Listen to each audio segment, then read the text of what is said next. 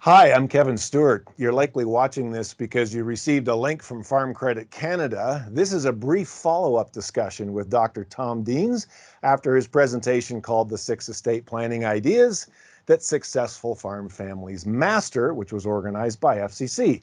Well, after that discussion, FCC received a bunch of questions we just didn't have time to address. So they decided, let's reconnect just for the sole purpose of addressing those questions and getting them back out to you. So here we go. We're going to ask some questions, and all we really need is a sheet of questions. Check. And we need Tom Deans. Check. It looks like we're ready to go. Hi, Tom. Hey, Kevin. Glad to be back. All right. Let's roll through these. There's quite a few, and there's some good ones here, too. The first few are just from some young farmers, so I kind of combined them together. These young farmers are wanting to take over the farm. So the first one is, I'm a young farmer. He mentions he's an only child, in case that's relevant. And he says, first question, should I be expected to pay fair market value? We touched on this the other day, but we should touch on it again. Yeah, I absolutely. Whether there's one child or 7 children, the concept of paying fair market value is crucial, because if that young farmer doesn't and just kind of waits for life to unfold to get ownership, that young farmer could be waiting a long time. We are living a lot longer than ever before. So death of a parent or parents used to be the moment when a farm would transition. And back in the 40s and 50s, that was around age 72 on average. Well, guess what? It's 2021, and we are living a long time, well into our 90s. That young farmer could be 70 when they finally get the farm. If that's all they do is So you can see, paying fair market value seems like a little bit of a weird maneuver when it's just like, hey, I'm the only one, I'm going to get it. But here's why. When we actually have to pay fair market value, we're risking our capital. We are actually not going to do that unless we really, really want the farm. That's very different than just feeling like I have an obligation to take a gift and commit my entire life to something that I like it, but I'm not really loving it. You see the difference? Yeah, so it's I get it. The risk of capital that's key to that whole transition. And you say we live longer, and I think farmers too. Most of them I know, I grew up farming with my dad. Most farmers, you and I think about retiring at 65. Most farmers plan to farm until they're in their 80s or something. So that's just a little bit different mindset. So for these young guys then, or young people, I'm going to say, how do then, these might be related questions, but how do they prepare to pay fair market value? And then the following question is, how do they start planning for the transition? So how do we do that? Well, quickly, Kevin, I would say that the younger they start to engage with their parents about owning the farm, buying the farm, that's called controlling the clock. We know, study after study after study, when a young farmer waits to become a middle-aged farmer, waits to become an old farmer to talk to his really old parents, they've waited too long. We often think that the farm transition has to happen all at once. One day dad owns it, mom and dad own it, next day junior owns it. What I'm talking about is a slow process. 1 share in the family farm, then 2, then 5, then 8, then 12, slowly but consistently purchasing the farm over time. They can do it. There's an old expression, I think I used this expression in the presentation. If I said, Kevin, go over there and eat that cow, you'd go, that's ridiculous. That's an enormous cow. But if I said, eat that cow 1 burger at a time, you'd go, yeah, that sounds pretty delicious. Same thing with buying the farm, slowly, consistently. The younger they start, the earlier they start, the better. Got it. So this is a related question, and this is a touchy one. We did touch on this one during your presentation or during our conversation, but this is an important one to retouch on. So the question is simply this: how do you suggest approaching the parents on this topic of transition if it hasn't gone well in the past?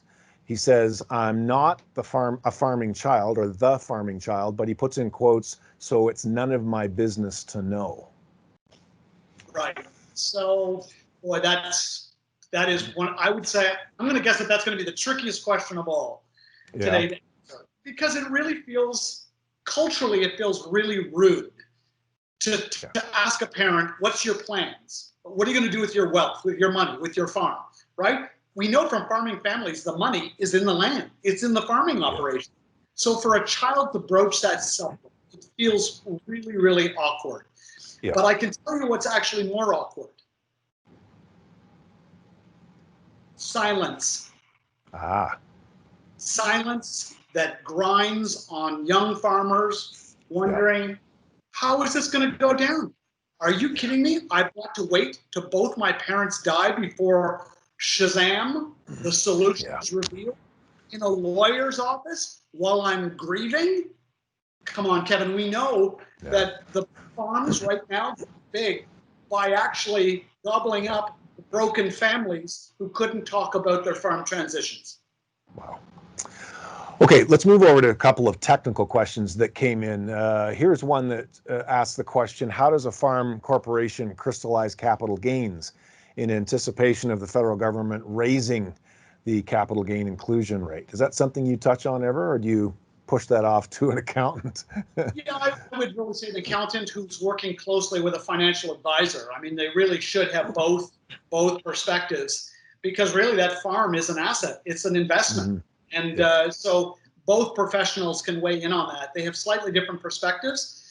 The financial advisor is really hoping that that farmer who's getting older is getting some of that wealth out of the farming operation and spread and invested into other assets. So if something catastrophic comes along, like, oh, I don't know, a global pandemic, that it's not going to take down their entire retirement. That they've got a really properly structured retirement plan. So my quick answer to that is seek professional accounting, legal, and financial investment advice.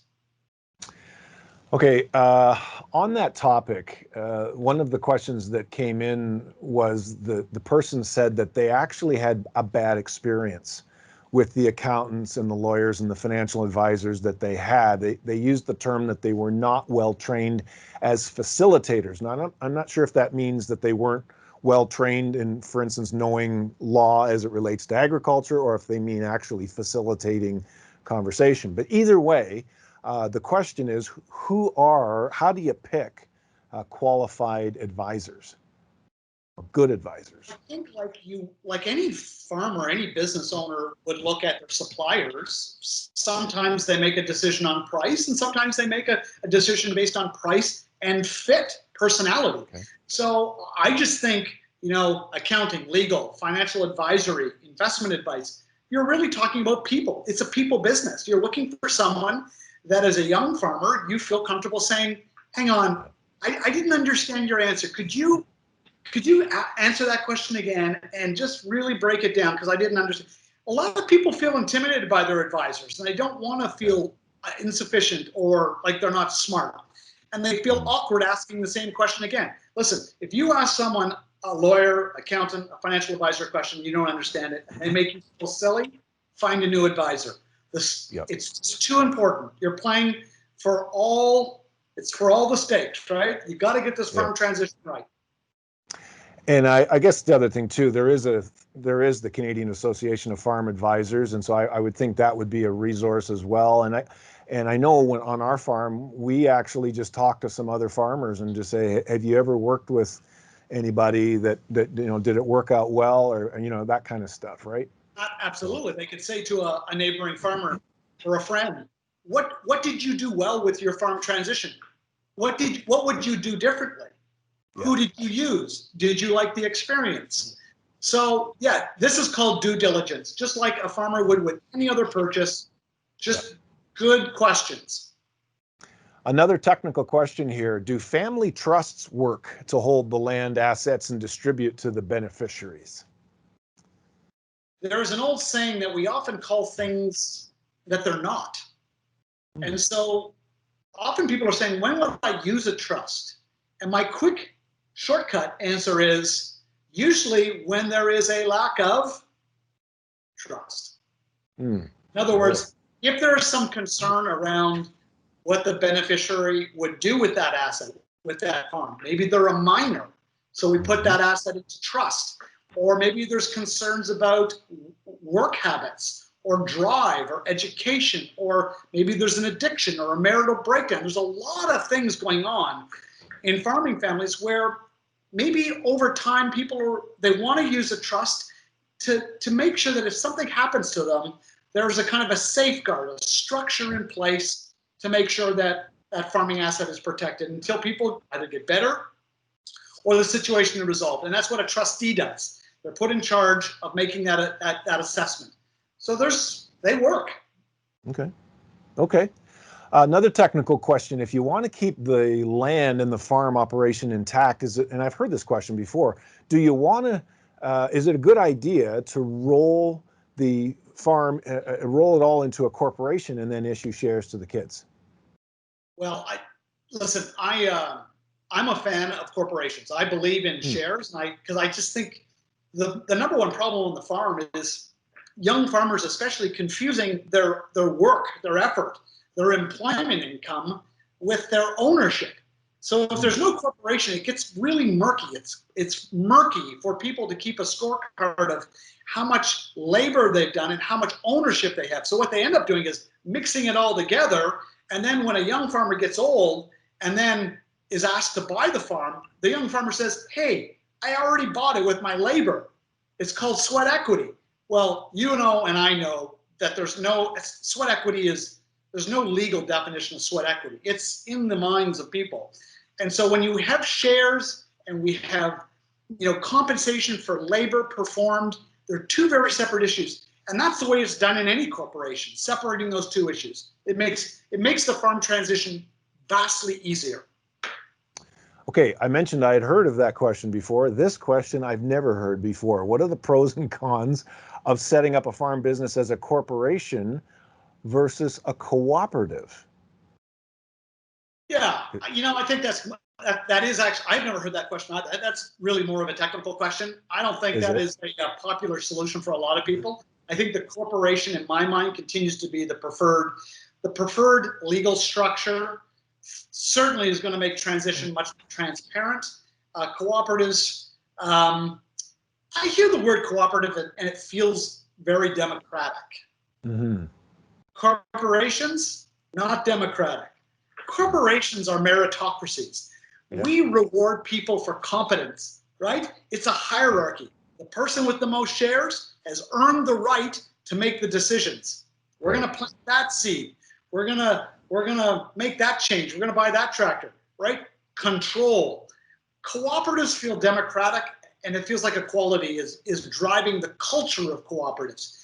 I'm just a fan of control and control shifting in a calm, predictable way. All right, let's shift over a little bit to the whole thing about executors and POA. These are often missing pieces that give people anxiety if they're not clear on this stuff. So the first question is it better to have one executor, like a child, or designate two of your children? The quick answer is, I have absolutely no idea. The answer for you would be different for me, would be different for virtually everyone listening to this call. Every family is different. There are some families where there should be no children, absolutely none, being appointed as executor. They should have a professional trustee. There are some families where both kids.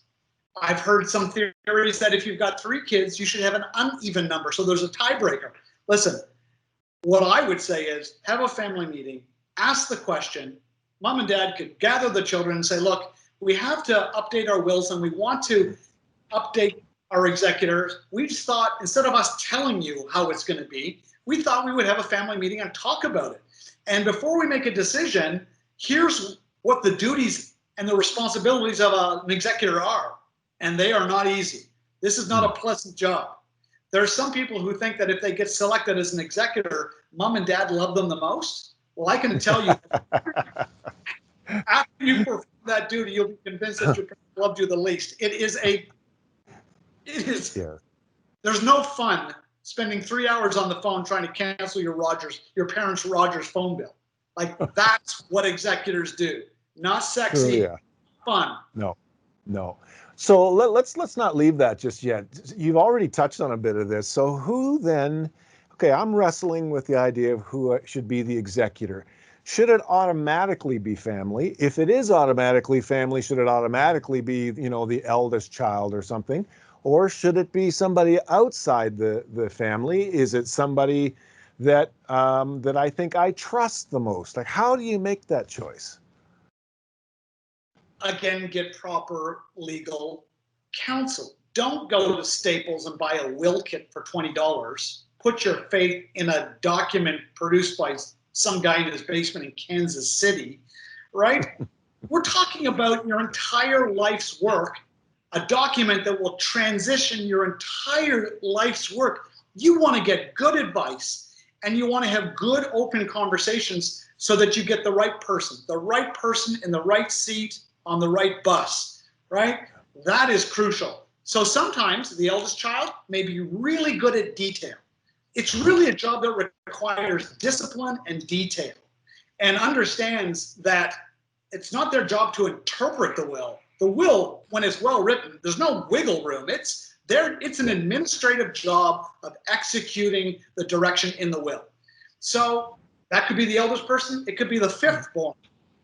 The family needs to find out, but whatever they do, please communicate that decision with everyone.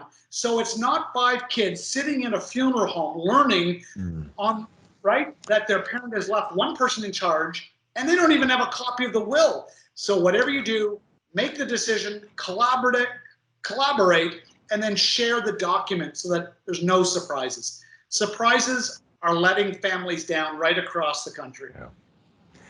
You hinted to something there that's kind of an important, and someone brings it up in a question. When it comes to an executor, how are they compensated? Or are they?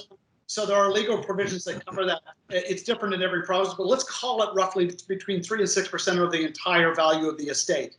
So, it can be a substantial number, but it will be, I'll tell you, it'll be hard earned. It's not fun work. It's difficult. And one of the benefits, of course, of a family meeting is reminding all the family members that the administration of an estate, even when it is simple and clean and well communicated, 18 months is fast. So just having everyone understand that it's not like mom and dad die and then everyone gets a check next week. Yeah, it doesn't work that way.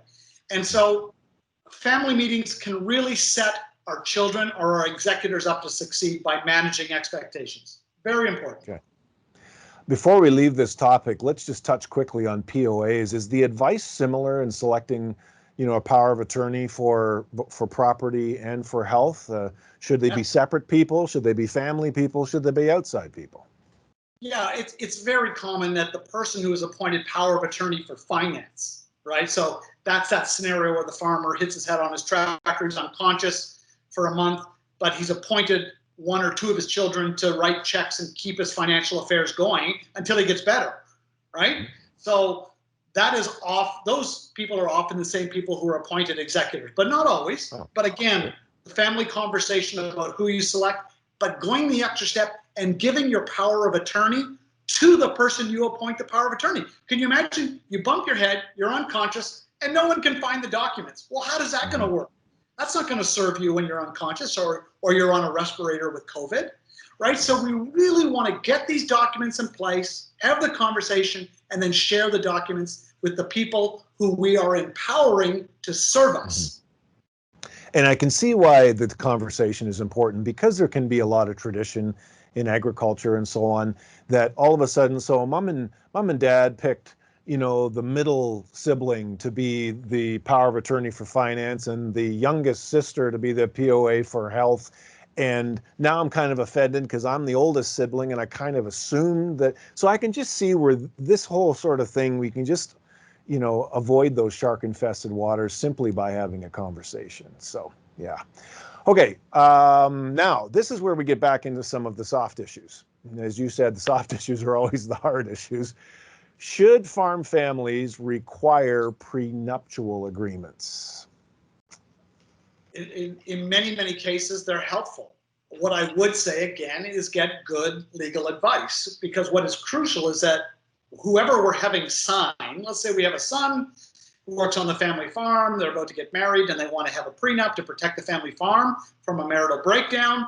What's awfully important is that we don't rush these documents, but that we give the bride-to-be ample time to get independent legal advice. We know that when we rush these documents, if they're going to be challenged, they're going to be challenged on the basis that they were forced to sign these agreements under duress with very short notice. So again, another advantage of the family meeting would be that if there's a family mission statement, a farm mission statement that says that any new person coming to work on the farm or to own the farm, anyone who marries into our family, this is part of our culture.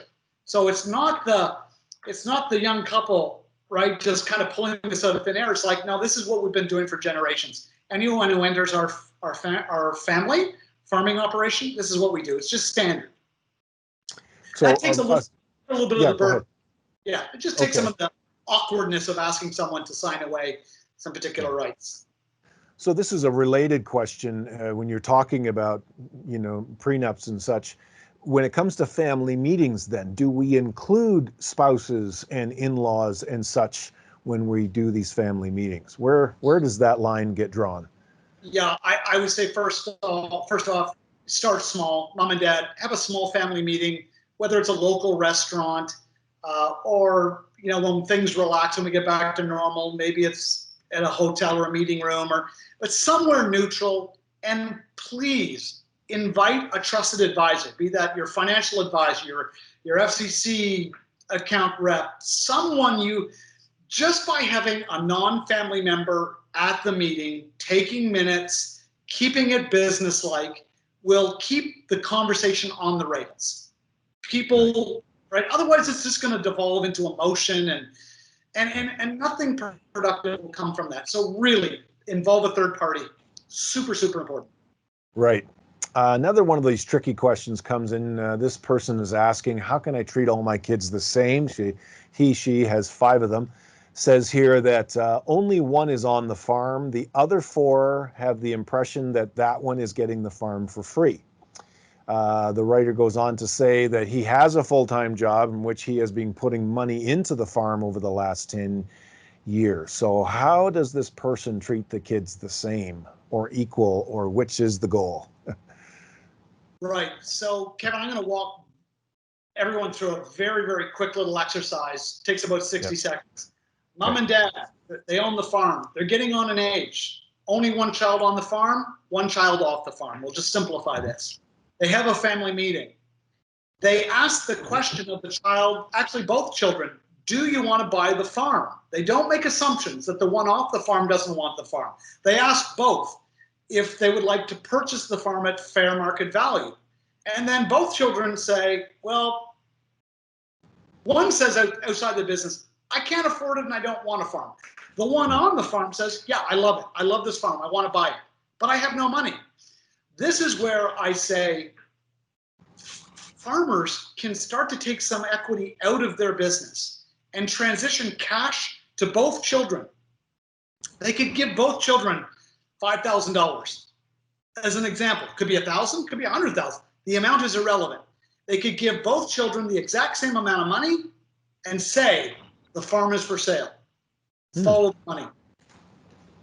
If one of those, if one of them want to buy the farm, they'll return the money you just gave them in exchange for an equal dollar of shares.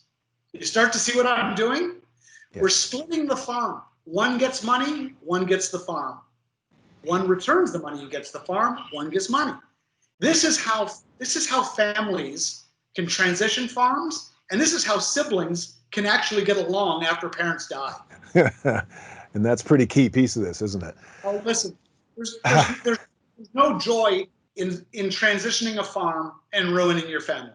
I don't know any farmer who takes any joy in that. Yeah. You mentioned about when you have this meeting and the importance of having a facilitator. And so there's a question that came in that really just asked the question, does the number of children matter in the sense that, do I need a facilitator if I only have one child? Or does the number of kids not relevant? I would have a facilitator, absolutely. Okay.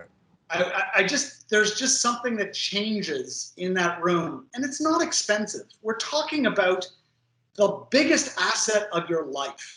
It's the farm. Yeah. And we're talking about one meeting just to get started, to get that conversation on the right track. In the absence of having a facilitator there, or in the absence of having that meeting, what young farmers think many times is, if I leave the farm, I don't know, someone else will get it. Or they'll like, so I'm going to stay on the farm, not because I want it, but in a sense of duty. That is not a key ingredient for our success, right? Passion, dedication, commitment, a love of ownership, their own ideas. That's what next generation farmers should be thinking about. And if they're checking the box on all those things I just listed, then they're great candidates to buy their parents' farm. Okay, we are just about there. Last two questions, I guess. Yeah. Statistically speaking, I would just say, you can tell me if this is right or wrong, but just this isn't specific to agriculture, but family businesses in general, that the third generation always seems to be the tripping point, right? The first generation, they're the entrepreneurs. The second generation are the ones that they honor mom and dad or whoever it is, and they take care of things. And by the time statistically we get to the third generation, they're selling the farm and spending the money. Is there a way to inspire entrepreneurship in those next generations that we're not doing? I think there is. I think, and they're everything that I've already talked about, which is the important role of family meetings and reminding young farmers that if they want the farm, they need to buy it. At an early age, if we don't frame it that way, then young farmers think, I just got to work until someone dies. Yeah. That is not entrepreneurial. Entrepreneurs, they have their own ideas. They're like, what are we doing growing soya? We should be in pork. They've got their own ideas, right or wrong. Right. It is rare that every child in every generation thinks exactly the same way as their father or grandfather. Young entrepreneurs have their own ideas, their own vision for the future. They should have. And in many times they're in conflict with the previous generation. That's not bad. That's called entrepreneurship. That's a good sign. It's a healthy sign. It's just managing that tension and getting the business to transition properly, professionally, by reaching out and getting good advice. Final thing, or just to remind us about, you have an online tool called the Willing Wisdom Index. Tell us about that and why we should go have a look at it. Well, the first thing I should say, Kevin, is that if anyone who does this checklist, they're going to have to invest a massive 8 minutes of their life. So I don't know. Yeah. 8 minutes. Time well spent. Yeah. to find out really what the gaps are in your transition and in your estate plan. And I really want to underscore a couple of key points. No last name required. You can enter your first name into this checklist or make up a name. This is not about impressing anyone. There's an old saying, good data in, like honest answers in, even if your name is Elvis. Really great. The software will produce a really helpful roadmap for young farmers to get good advice and implement some of the things that we've covered both in the presentation and in the Q&A here today. So for those of you that are watching this right now, you should have received an email link to complete your own Willing Wisdom Index. And as Dr. Dean just pointed out here, this is a tool that really just helps you to kind of figure out where you're at and where your estate plans are and maybe give you some hints of some next steps. So Dr. Tom Deans, thanks for this. Kevin, I love doing these. There's so much fun. It's like we're having coffee. So much fun. Anytime. I didn't bring my coffee this time. All right, take care. Cheers.